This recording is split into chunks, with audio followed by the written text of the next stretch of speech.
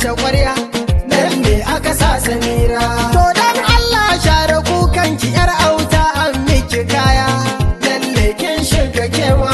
Yin aure ai shi ibada ne ba wai an cutar da kewa, ba wai sun gaji ne da ke ba, lalle aka sa ki kema amarya. Gidan Abdul Wahab da an kare za a kai ki kema, lalle aka sa amarya.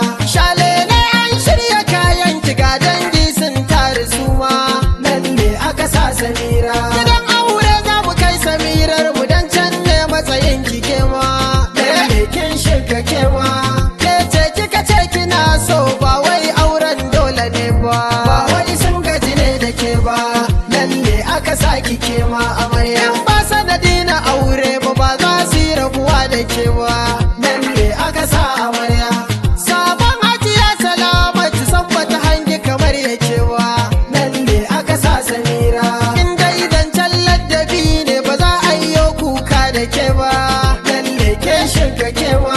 To dan Allah gyara zaman ki in ji Salamatu karki dawo, ba wai sun gaji ne da ke ba, lalle aka sa ki kema amarya. Rike ki gano masoyan ki ga wasu ma sun zo da nisa, lalle aka sa amarya. Sun zo da mun saka lalle ga wasu anko na ga sun sa, lalle aka sa Samira.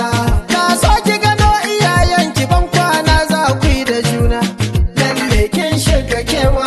Domin aure lokaci ne idan ya zo ba canja rana, ba wai sun gaji ne da ke ba, lalle aka sa ki kema amarya. Lallai hajiya Salamatu kin kai in ta kiran ki kema, lalle aka sa amarya. Giwa ke kin goya 'ya'yanki ga ilimi ga hankali ma, lalle aka sa Samira. Salamatu zance inuwa ce idan kika zo za a so ki dawo, lalle kin shiga kewa.